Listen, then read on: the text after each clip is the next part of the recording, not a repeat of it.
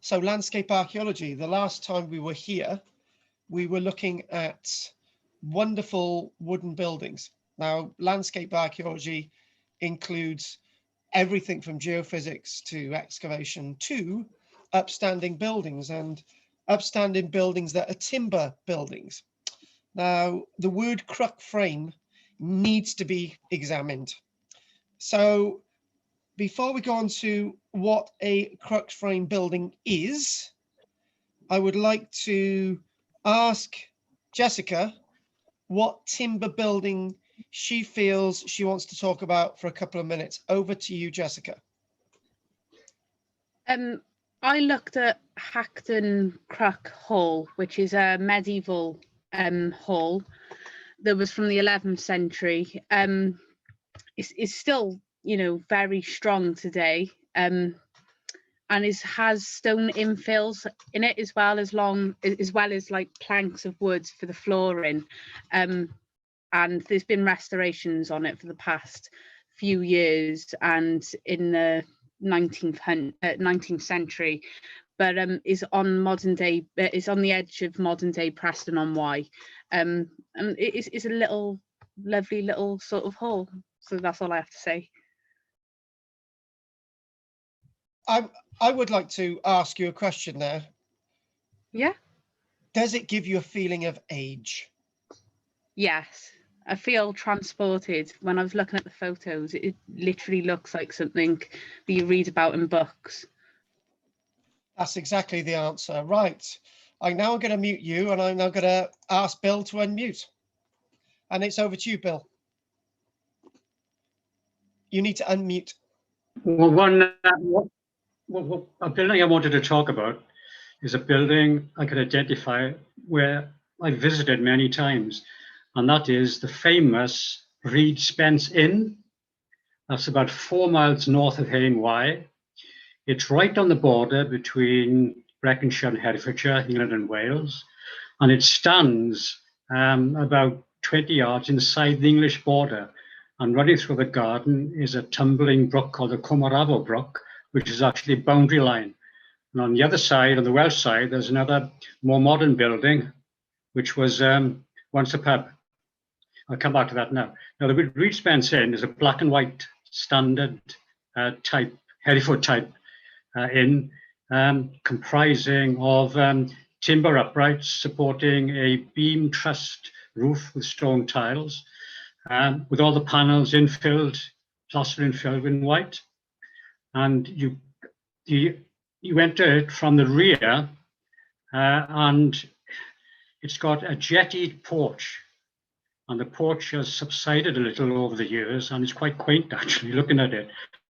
But you go in there and you can smell the dry wood, you can smell the plaster, you can hear the creaking sometimes in when the wind is high.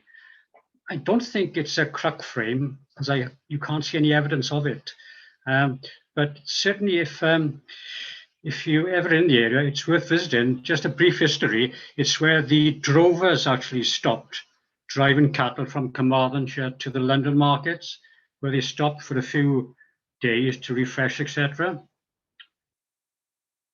And when Wales had licensing laws, the new inn on the Welsh side obviously closed at 10 o'clock, and the Reed Spence Inn didn't. So they rolled out of the Reed Spence, walked a few yards across the boundary into the new inn, where they could get as drunk as a lord. But if ever in the area, go to the Reed Spence Inn. It's got a wonderful atmosphere, it really has. And afterwards, just click on Google and put the Reed Spence Inn, and you'll see it in all its glory. I really appreciate that. And I've got to be honest with you, right? I don't know if it's me, but when you mention droving, it always takes you back. You know, with that sort of reaction with the farm landscape and farming, and it always takes you back to another age. It really does. It does. It really does. It does. It really does. It's not just it's really worth looking at these things. So what I'm going to do, I'm going to mute everybody because I want to try and really crack into this. So I've got a file I'm going to share in front of us now. And let's share this. Now, what I'm going to do, I know Richard's mic's okay. So Richard, can you hear me? And are you seeing the image in front of you? Thumbs up. Yeah. Excellent. Multitasking there. Now, there was a whole section that looked at forms and shaping and cutting for timbers. Now, I decided, because we haven't got all the time in the world, not to look at this in great detail, and it's not a massively great set of images that we've got for a few moments. But what you can see, it's describing the differences in the wood that you would use in the construction of a building. Now, this one down here, quartering a timber into four section lengths, is a very effective way to have a maximum use of the timber for the construction of a building. But naturally, you've got the bark, which is usually kept on there. Now, when you half a timber, a long length of timber, you can see you've got a lot of waste. Now, in the modern age, you don't have this level of waste in regards to timber from a long straight length. Basically, in the modern age, you're looking at quartering according to today's methods. In other words, getting as much use of a long length of timber as possible. Now, it's not very clear, but the center, this if you can follow my cursor, this says the heart wood, which is usually the hardest wood in a tree. So that's the most oldest bit of the tree. That's the heart wood itself. And obviously the bark is the softest part of the tree. And then you've got the wood, the sap wood here, which is just more or less under the bark. Usually, when they're constructing, they usually get rid of the bark and they get rid of the sap wood, SAP, the sap wood, simply because it's not strong enough, it's not old enough, it's not cured enough. It basically encourages woodworm, and you need to get rid of that, right? So that causes a bit of a problem when you're looking at dendrochronology. So when you are using dendrochronology, if you've got long lengths of timber, basically use the whole central heart of the tree, known as the boxed heart. Naturally, you've got restrictions when you're using dendrochronology. But if you're trying to get tree ring dating, if you've got buildings that use quartered wood, then basically you're getting from the bark all the way through to the center of the heartwood, and that will give you a more or less, within a couple of years, dendrochronology set of dating rings. Again, if you're lucky enough, you're going to get the bark on it. And the other thing as well is, what inevitably you do see with ships' timbers, they basically use the whole timber itself. They get rid of the bark, and for the mast, you're using practically the whole length. So they're quite useful for getting dendrochronology dates from. As I say, I wanted to spend a lot more time on this, but what I wanted you to go with me is to look at crux frame construction. So with crux frame construction, it's very intriguing, and I'm going to spit this out and I'm going to put it into a load of words. When you're building what's known as a full cruck or other forms of crucks, there's 6 in front of me, right?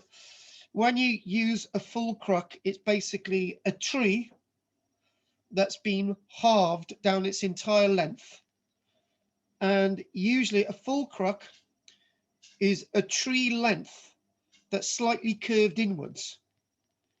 And then you form the apex at the top of the trunk of the cruck. Now that's quite a crude way of explaining it, but you're sort of fixed in where we need to go. So we're going to show you a few images here. This one here being the base cruck is best when I'm talking just to follow the cursor. Okay, so we got the base cruck, we've got the full cruck. Now the full cruck uses the full length of the tree from the base to the tip or the ridge. Now with something known as a base cruck, this is referred to, the base is referred to as the eave and the length. And then you've got a beam going across. There's lots of different names for these beams going across.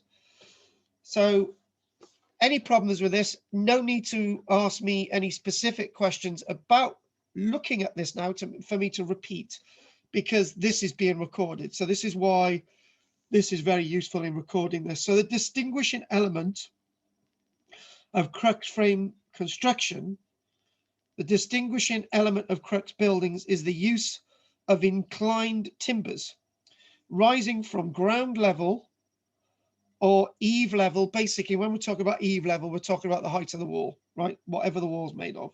So from ground level to an apex to the ridge, and serving as the trusses of a roof as well. If you're using, for example, a full cruck, which is the first one on there, in contrast with other building practices where the roof is supported by the lateral walls. Now, this is the distinguishing difference. When you get something known as a full cruck, you've got no supporting lateral walls. Now those lateral walls in the form of a raised cruck, middle cruck, upper cruck, or a jointed cruck, that can be referred to as lateral walls, but these are still forms of cruck building. Sorry if that sounds confusing. So we've got, what we have in front of us is a nice array of building forms, and a book that you need to go with is a guy by the name of Mercer. He writes a lot of books in the medieval context describing buildings. Mercer, M-E-R-C-E-R. Now he describes in popular terms, which is what we're doing, in popular terms, what's referred to as a full cruck. And the full cruck, which is the first one, is the classical form of cruck form building. Basically a timber from the base to the apex. And offers an informing base from which to discuss this constructional form that visually appears profoundly antique. Now, that's an interesting word. When you get a timber from the base to the apex, Mercer's saying people usually interpret that as being of a really ancient form of building. Is it? He asks. Although the earliest crucks are believed to have been earth fast, i.e. from the earth to the apex, rammed into the earth to the apex, all surviving examples sit on a dwarf wall. If you look here, if you follow the next one, which is a base cruck, there's a bit of a base, there's a bit of a plinth. That's known as a dwarf wall, a padstone, in other words. That's a nice word, padstone. Padstone. These lift the timber away from the ground, thereby providing protection from deterioration caused by dampness penetrating the timber. Now that's really, really important. That's really important. The reason why you don't get any real forms of the full cruck surviving is because the base timbers have rotted away, and when the base timbers rot away, the building rots away. There you go.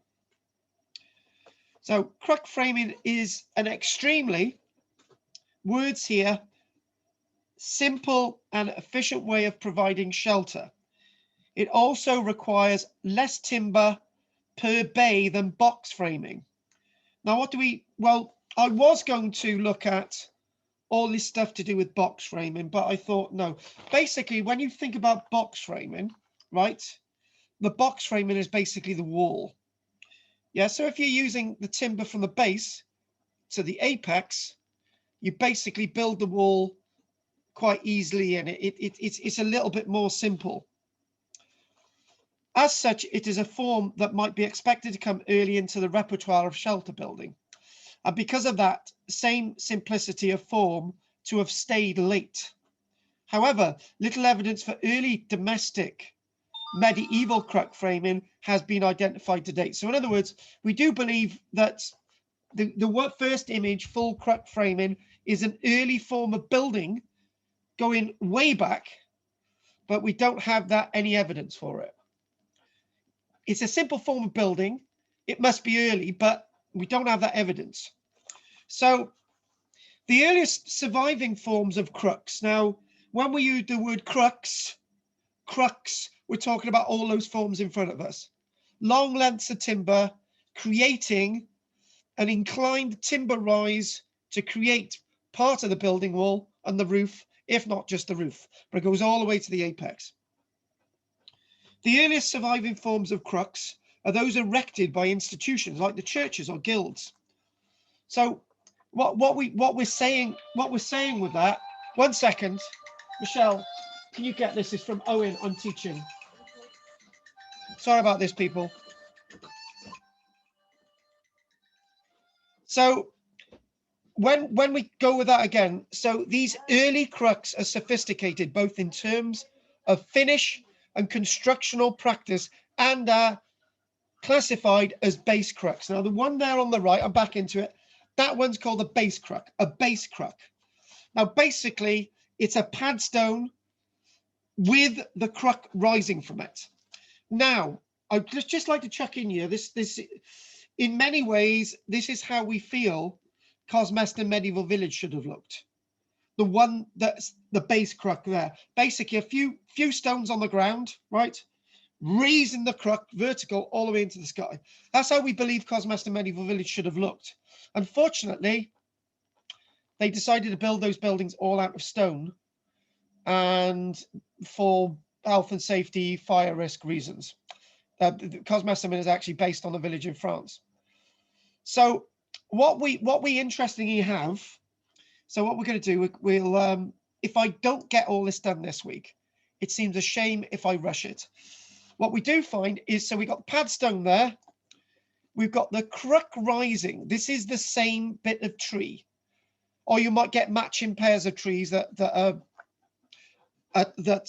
the same sort of arc. Now, another word I need to throw in is this, and I'm just going to draw a little sketch on the side if some people don't understand if I use it. So say you've got a rectangular building, right? What you might find is one cruck here, forming the gable. That there is the gable. The side walls are known as eaves. And what you would then do is you might have another timber here, and another timber here, and another timber here, and another timber here. This is looking down on the building, and you've got the ridge along there to create the roof. So you've got 1, 2, 3 trees that have been halved, and what we call these as bays. This is bay 1, this is bay 2.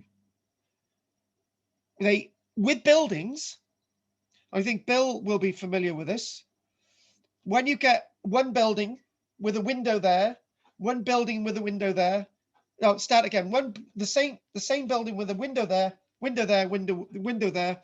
In modern building, we see each of the areas with a window, bay 1, bay 2, bay 3. Yeah? That's the modern way we look at bays.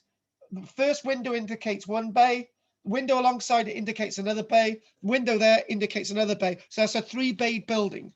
But in a medieval context, it's the space between the lateral, the upright, diagonal crux timbers. So you've got one there, space, one there. So that's 2 bays. That's what we're talking about. Hopefully you all get that. So what we've got with this base cruck here, which is probably the type of buildings that still survive in York.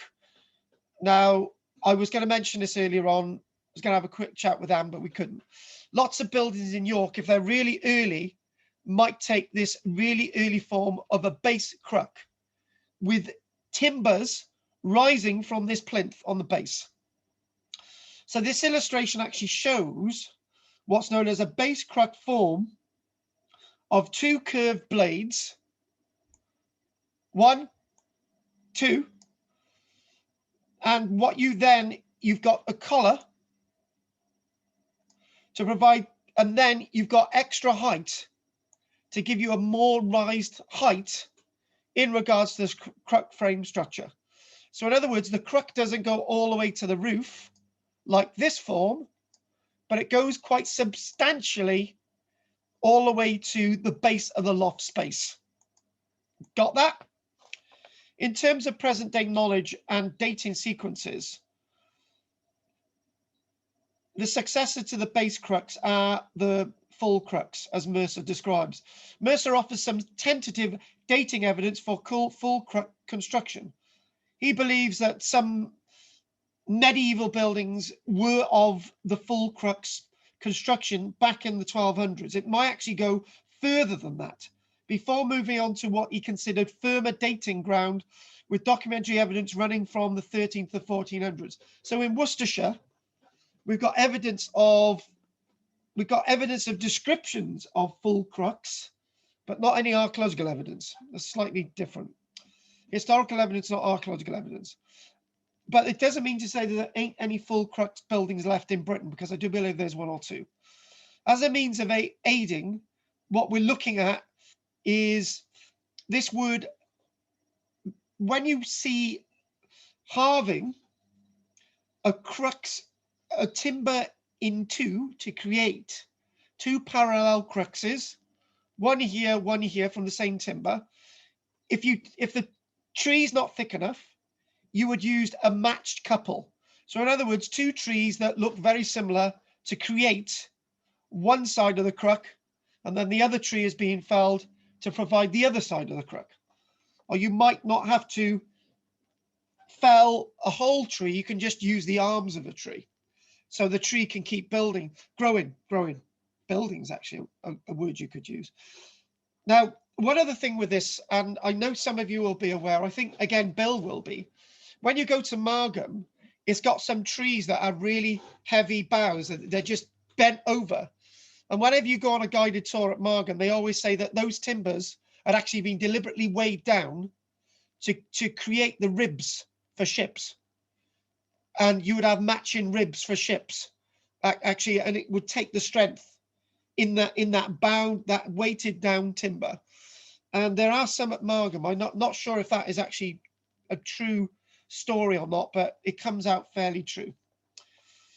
So what we have is there was a survey in 1969, and what they recognized across Britain were these various forms of crux building. A full crux, which is the one there, which is the one on the left. The next one is a base cruck, a raised cruck. So basically, this is raised from floor level. We'll describe this in a minute.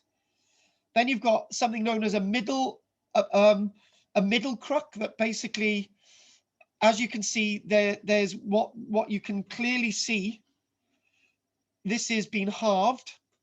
And then what you then have is what's then known as an upper cruck. So the roof is actually just from using crux building an adjointed cruck. So we'll describe what these are now. So you've got all them.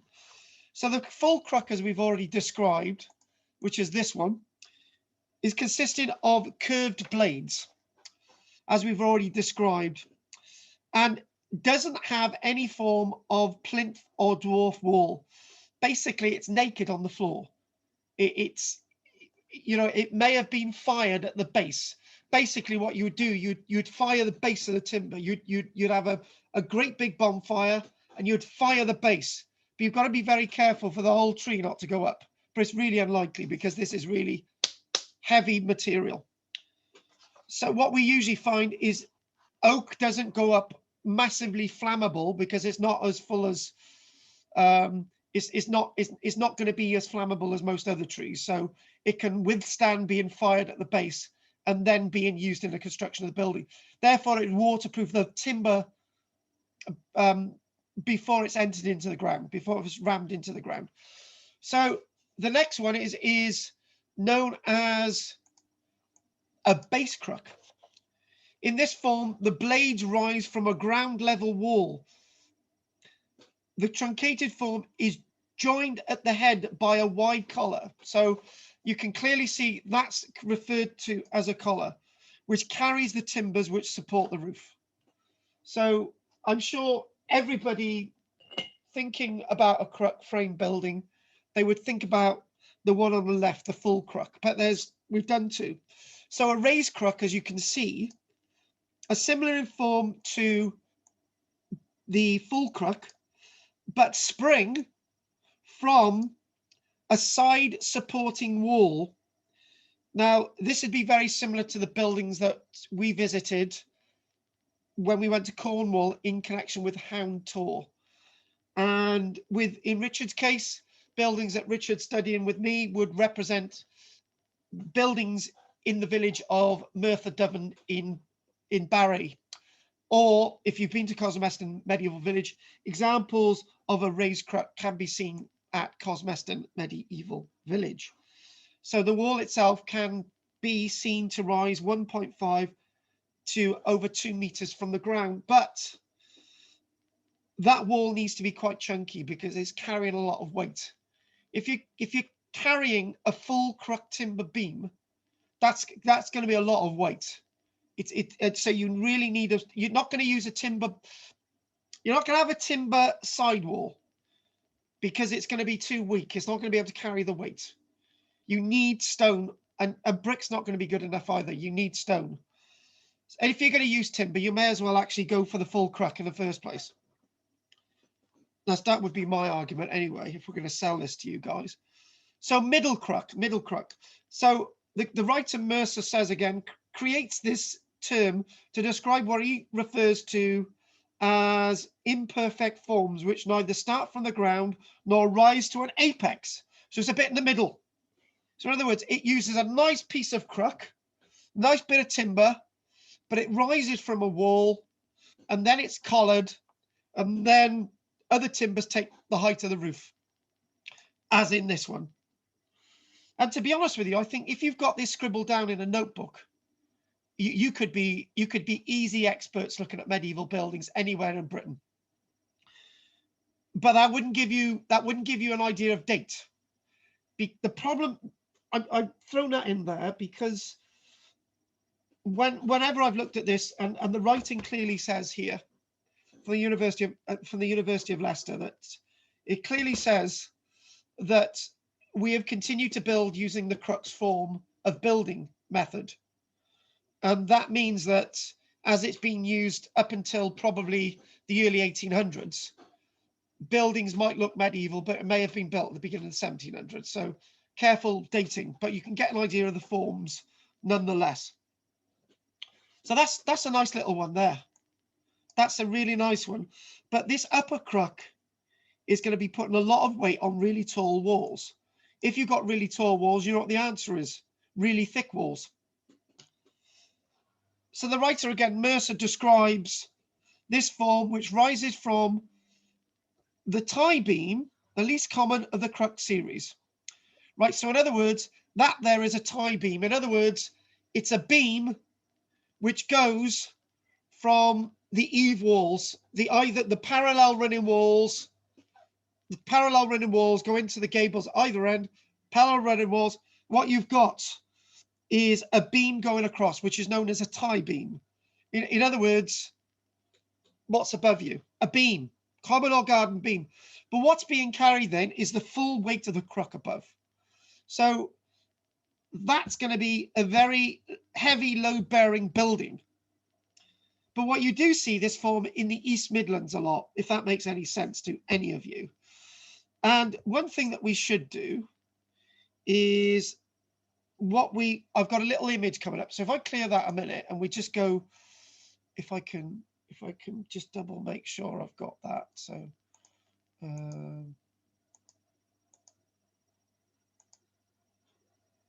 hang on a minute. Let's just look at my images a minute. Let's just make sure.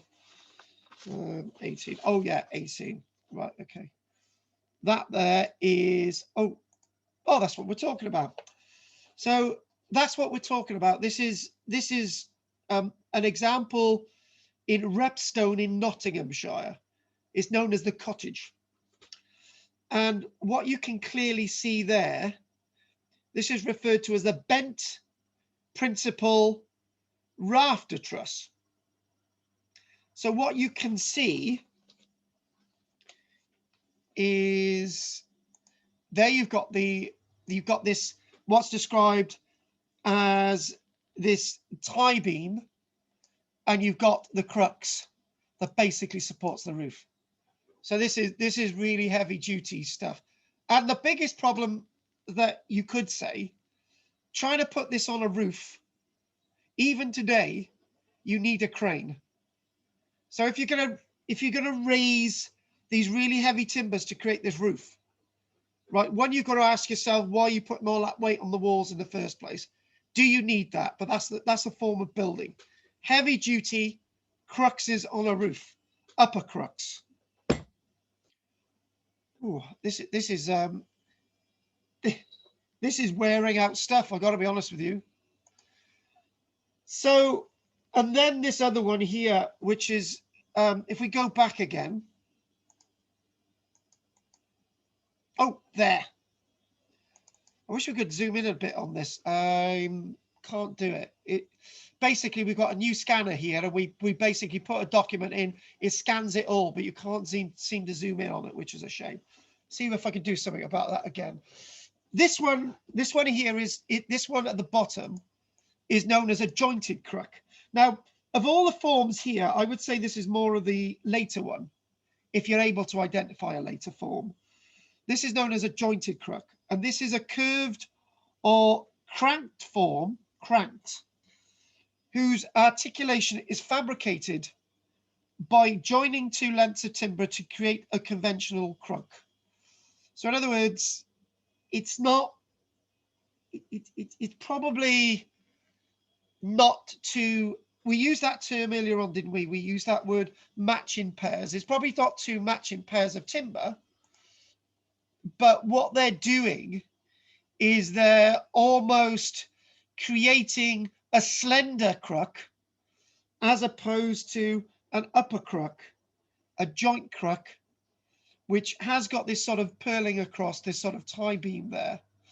And this rises from a side beam, which could actually be technically timber, but it's not a heavy cruck frame, unlike this here, which seemingly needs stone. But this could equally on the jointed cruck.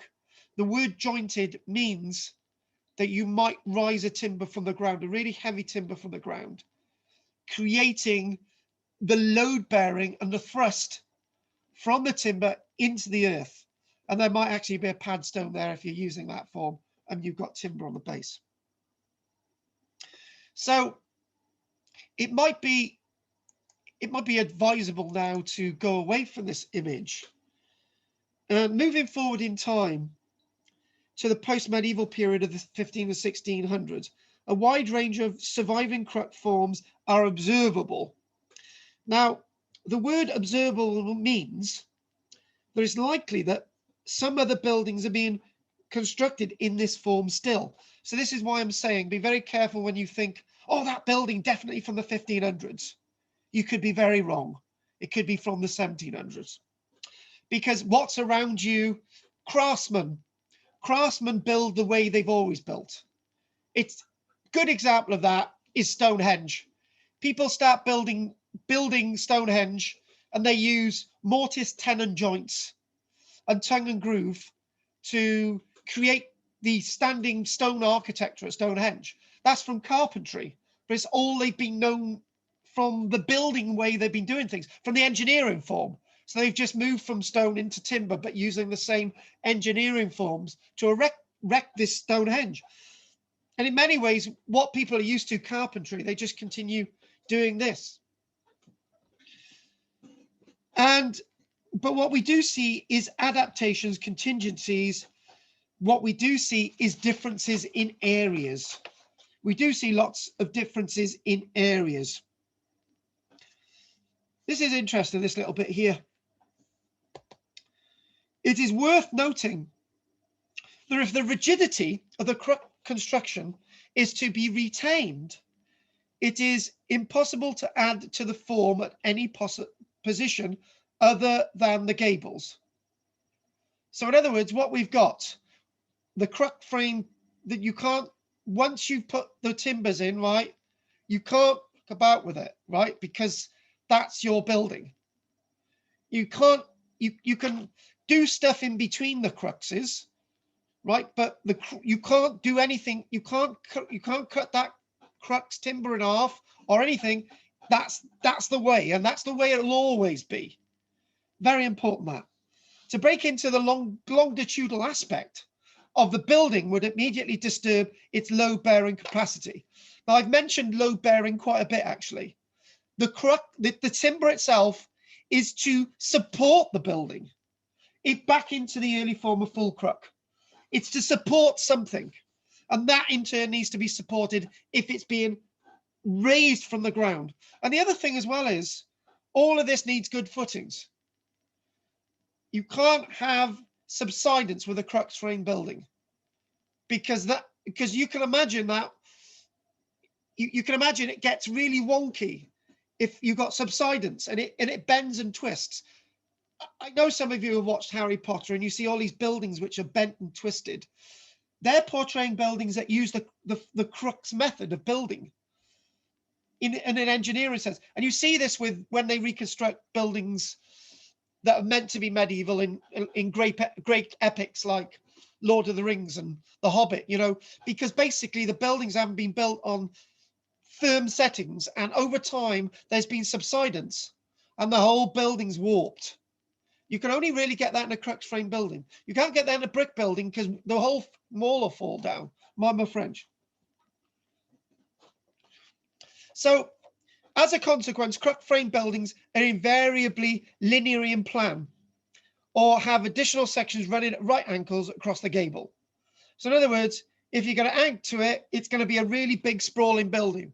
And you can't go up either. You can't add to the height of a crux frame building. You can't do it. You just cannot do it. End of the world, it doesn't happen. You can't add to height. You can add from the gable, but you mustn't break into, yeah. So this is what we're talking about. Integrity with crux frame building is really important. So what we've got then is, other words, I decided to move out of what I was going to do today by look at box frame buildings and post and truss construction and all the rest of it. I didn't want to do that because I just wanted to focus on this crux frame building form. So what I'd like to do now is I would like to show you a few other images, if I may. And basically what you can see here, if I can get this zoomed in, and what you've got here is a building that's purportedly meant to be of crux construction, but what you can clearly see is there are breaks all the way. So this is a pseudo cruck frame building. So in other words, it's one timber that's been broken by a tie beam, another bit of the timber being broken by a tie beam. So that's not a pure crux frame building. So basically it's supported all the way. But even with this form of pseudo crux construction, what you clearly have is that this carries the form of the building. So in other words, whatever's from the base is thrust downwards. So you cannot change anything of this building once this frame has been erect. And then this word of box framing, when we think about box framing, if I can get my notes in there, what you can see about box framing is you can see this is, if you've got these tie beams coming out of the initial crux frame, I told you this is a pseudo crux frame, but it can work with a pure crux frame building. What you can do is you can have extra timbers going out to the side, and you can actually have panels. You can have this paneling, which we will actually have a look at in a short while. So these panels are filled in a lot of different ways. And Bill mentioned a little bit about this a few minutes ago. We've done that. And look at all these complicated ways of building. And you can see that this form as well. So let's recognize this, put my notes over there, keep this. This one is a rather, oh, hang on, not this one, let's move on. That's, oh God, we've missed an image. Hang on, where is it? There, sorry, I went too fast. Now, if I had any of you on speaker now, you would identify this building, which is in Leicestershire, as a pure crux form building, because what you have all of this going all the way from the base all the way through to create the apex. And actually, Mercer hasn't told you this. Another writer's saying this is a pure crux building, but there is a little bit of a padstone. But the difference between this building and the base crux is that you don't have a tie beam and another bit of timber going all the way from the tie beam to the roof. So what you do have is basically one timber going from the base all the way through to the apex. Now, if you're going to get anything like a full crux building, this is the nearest that you're going to get. There's a bit of a padstone there, but this is semi-purist full crux frame building. This is an example in Leicestershire.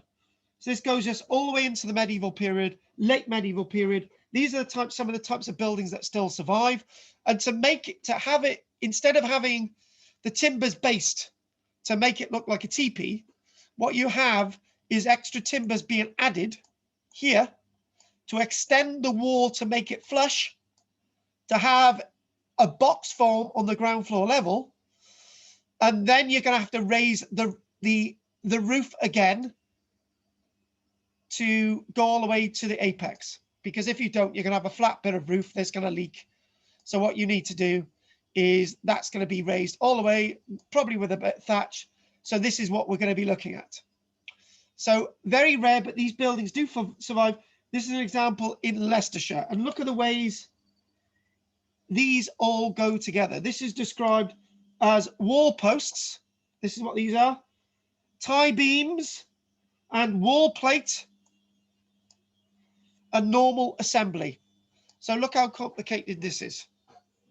Normal assembly, you need to be a Harvard lawyer and masterly skilled in the ways of carpentry, probably a 7-year apprenticeship. No wonder to go anywhere near buildings, to create buildings in this form in the late medieval period. So if we move a little bit further on, we're going to enter another world. What we're going to do, I'm just going to double check something a moment, and it's there.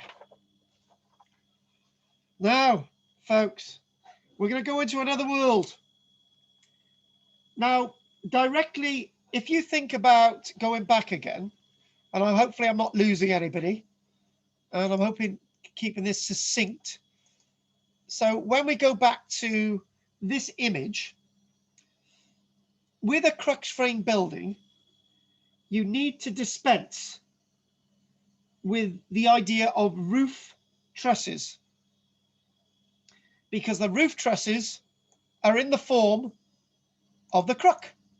So in other words, this creates the wood trusses all in one, assisting the side walls, going all the way up, all the way through to the apex. You don't need roof trusses. And then you can put a nice thatch on the outside, slightly projected to create these side walls, as we've already demonstrated. Job done.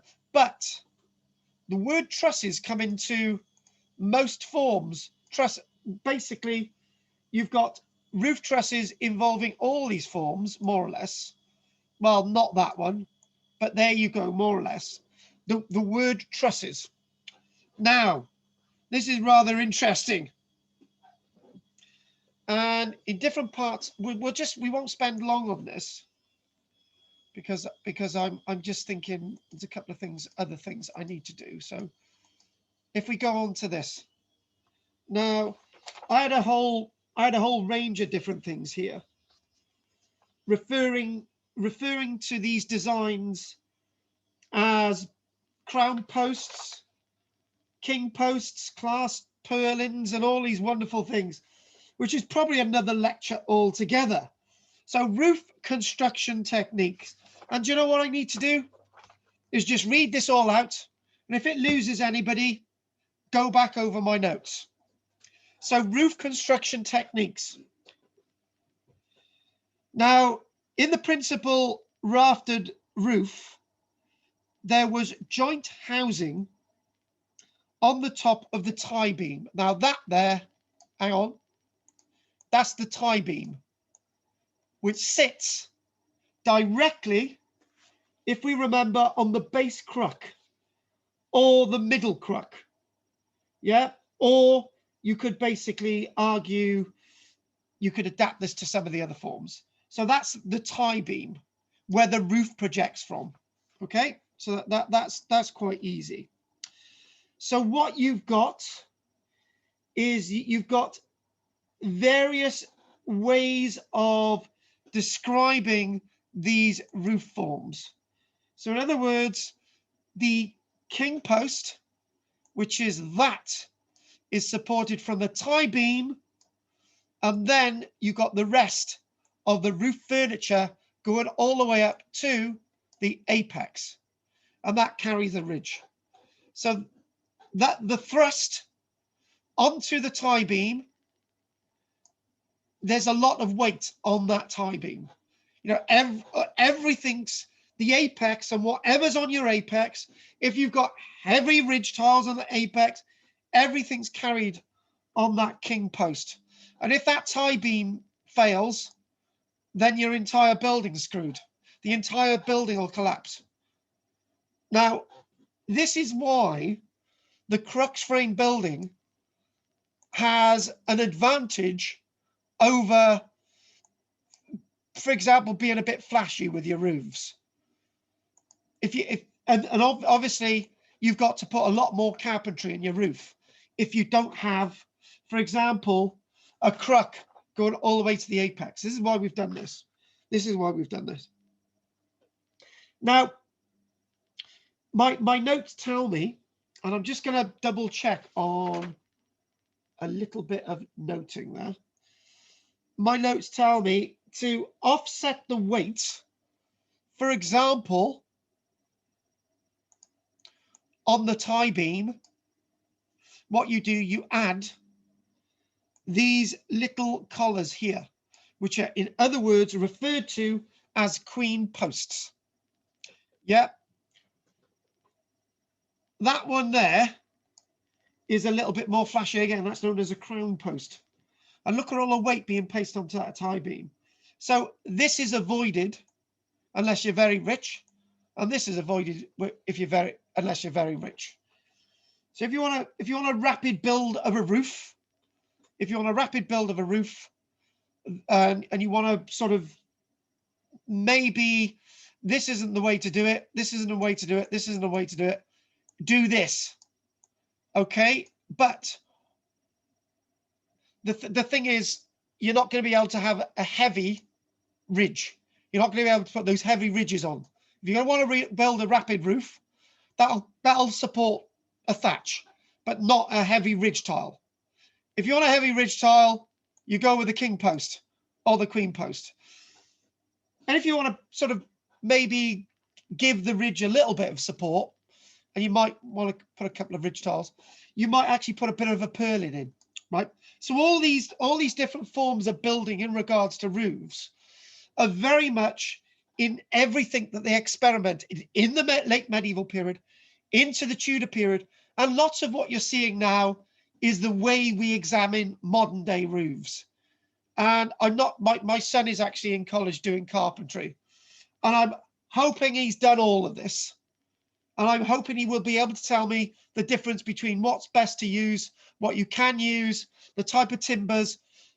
But there's one thing I want to chuck in here, quite something that I've understood, and I probably learned from myself. It's what timber you use. Yeah.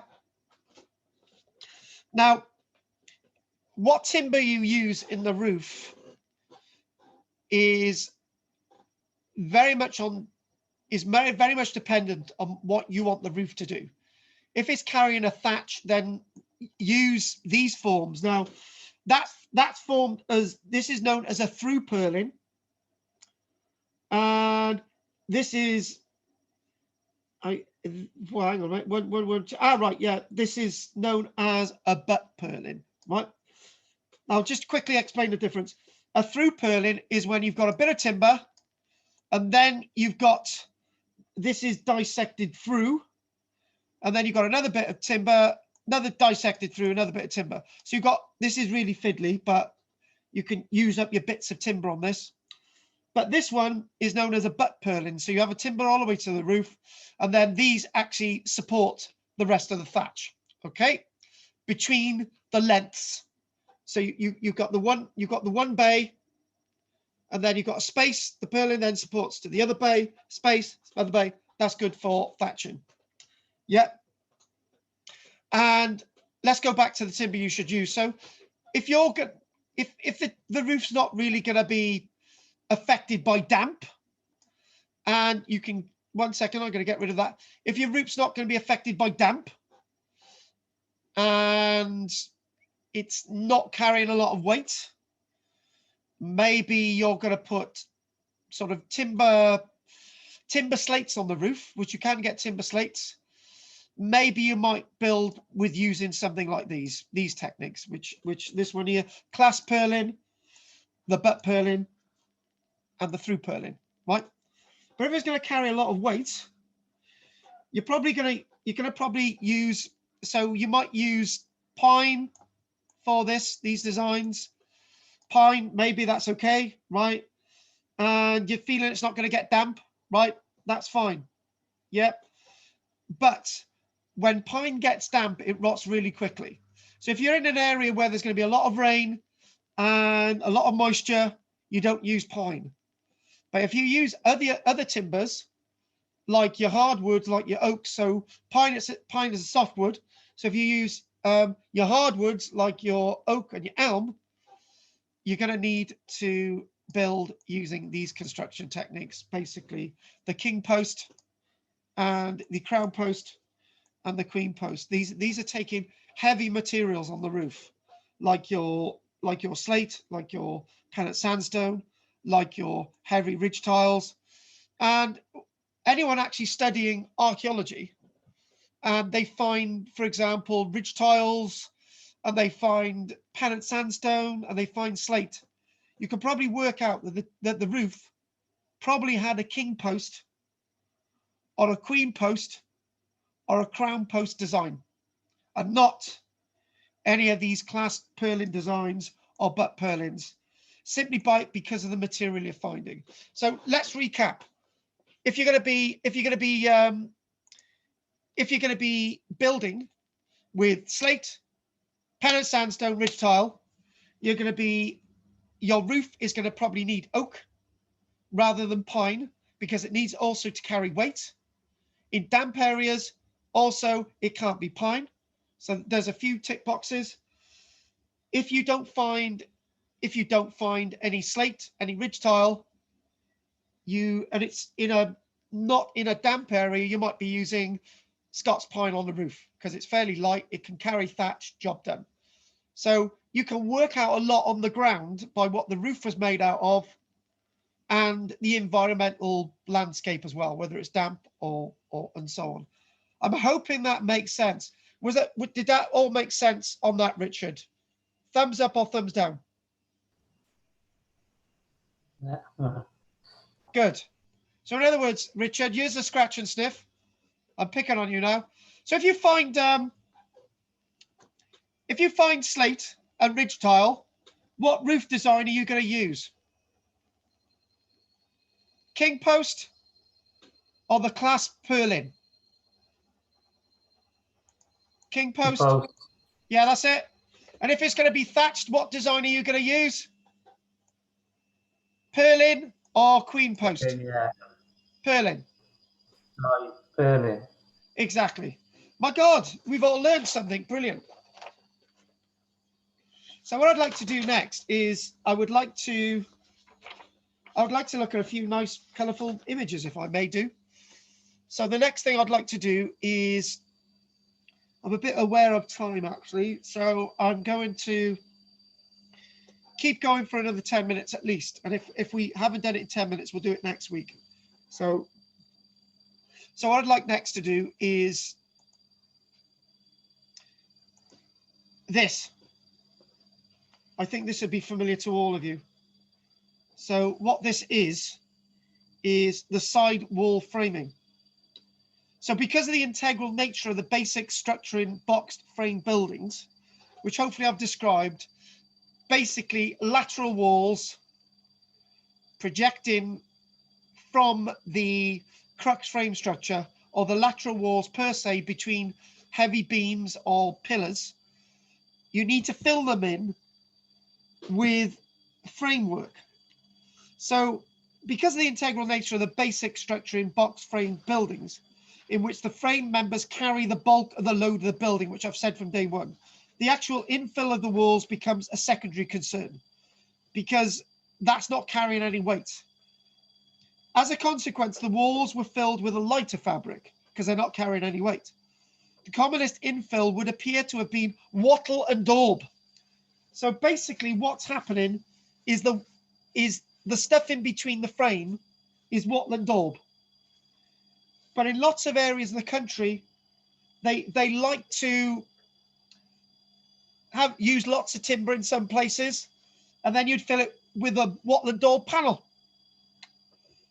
In this technique, a woven hurdle made of willow and alder, quality building that wood used for the hurdling was not so carefully selected, and even elder was substituted, was sprung into position within the panel of the timber frame. So basically what we're using, we can use basically any building material in the middle, probably not pine, but any building material in these frames. When I've done wattle structures, I've used willow and I've used hazel and I've used sycamore, which I shouldn't have because that's not a medieval building material because we don't really have sycamores in this country, medieval period. Sycamore's okay because it's a bit bendy, and you could actually use any lengths of any material as long as it's flexible within the wattle framing, wattle and daub.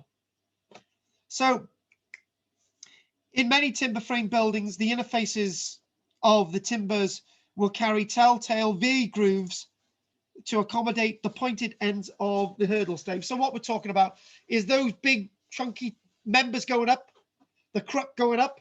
What you see is notches in the side so that you can sort of nicely sort of bend in panels and job done. And you can daub it over then with, and the daub that I've used in the past is a mixture of fecal matter from animals, straw, clay, and a good one for using is actually horsehair.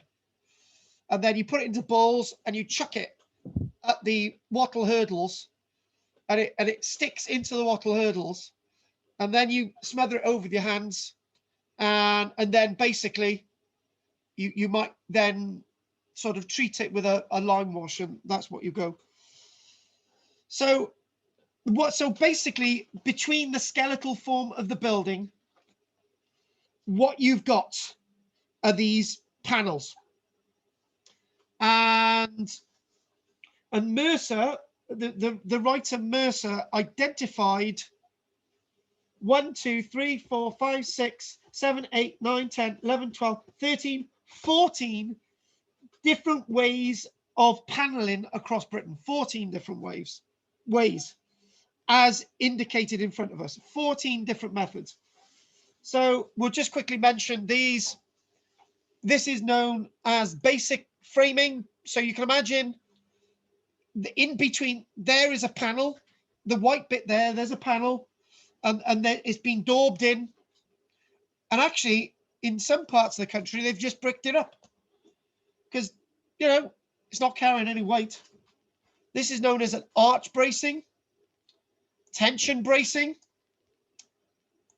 arch and tension bracing, the St. Andrew's cross,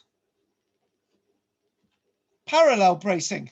It's just to give, you know, by the Tudor period, they're all doing it because they got more time and money on their hands. Small framing, little panels, you might have different colors. If you've got lots of timber around, close studding. Another, this gets complicated. Close studding with middle rail, there you go. Close paneling. So in other words, you've got tiny little panels in there with daub.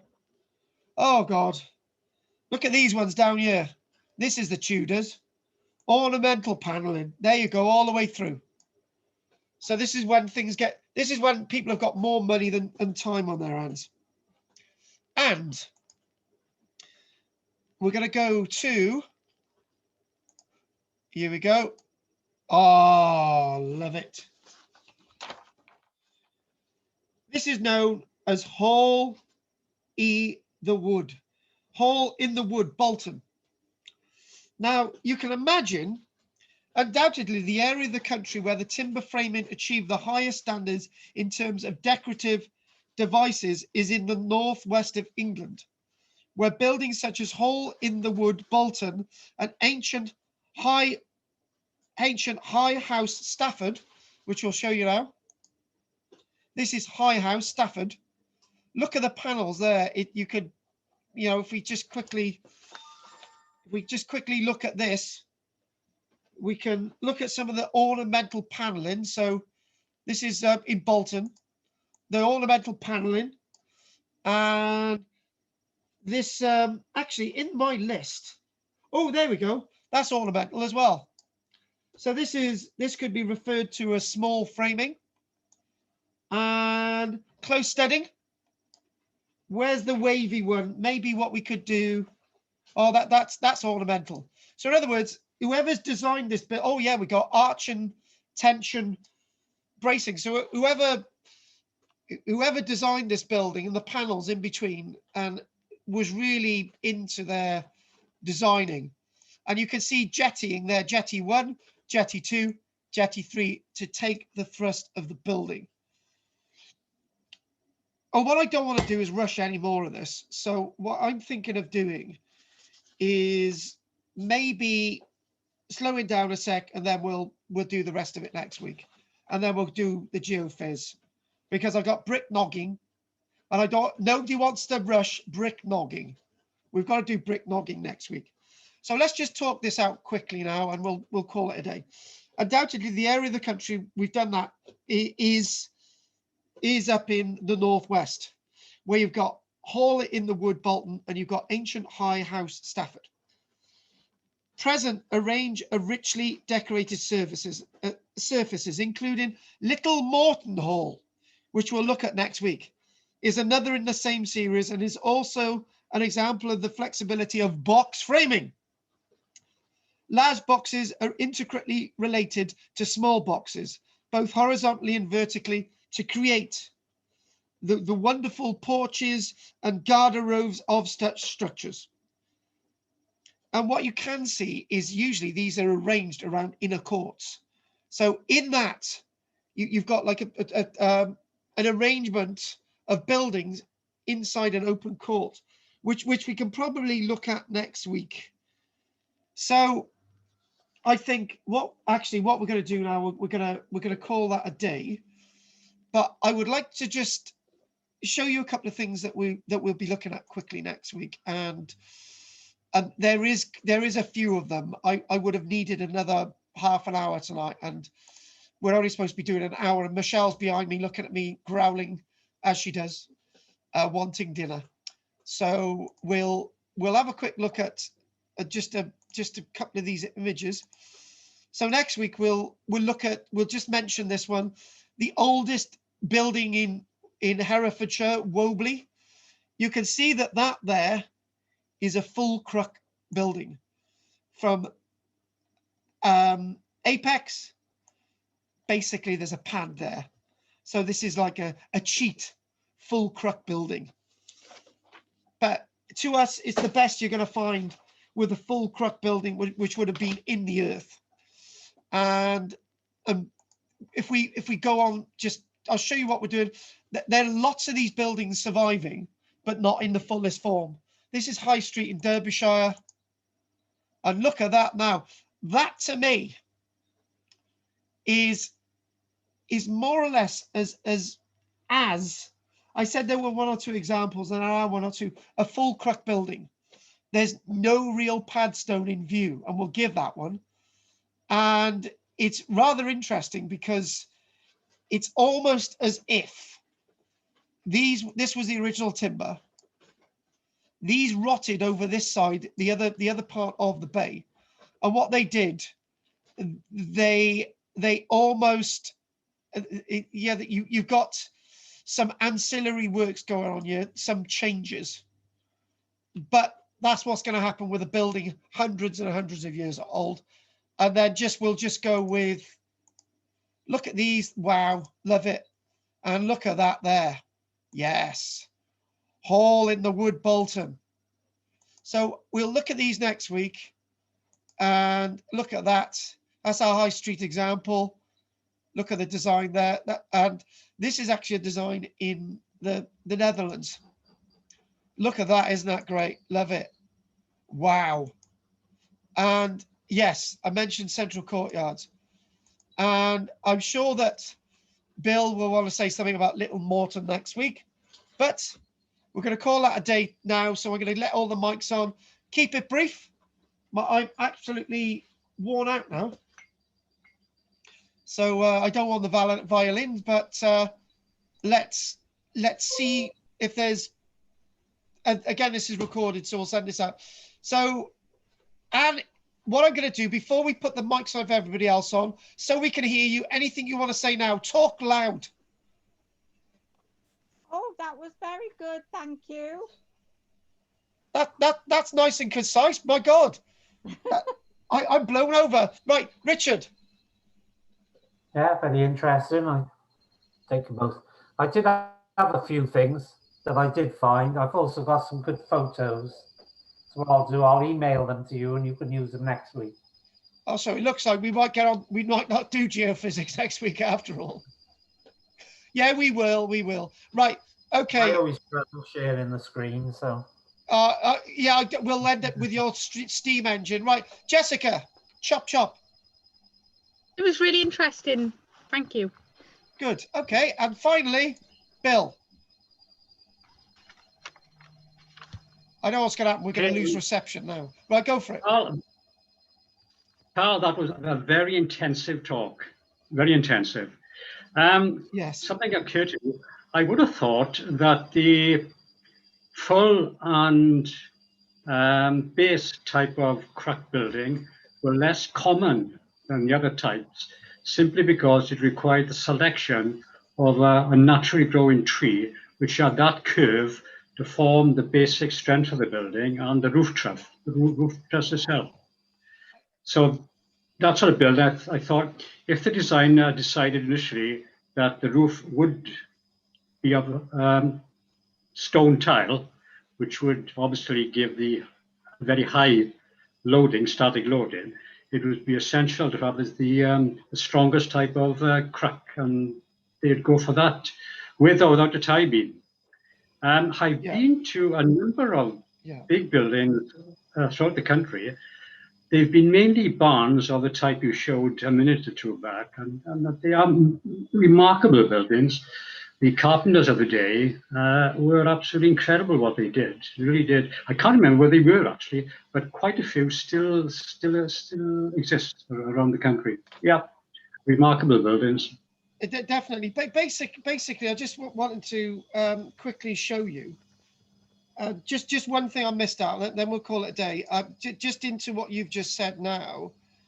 If I just get this back, oh yes, that's right. So if we quickly show you this now, and we just do bingo.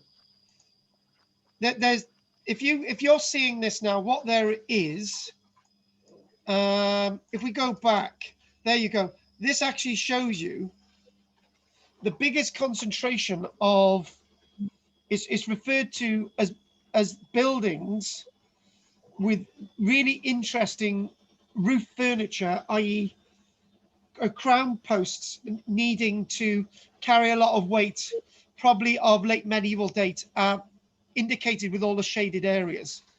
And there are, wait for it, there are buildings probably dating from the late 13 to about the early 1500s. There are 1,400 examples that we know of in Britain in those grey areas. Yeah, so different. yes, there's 1,400 examples in those grey areas that we know of. It's remarkable.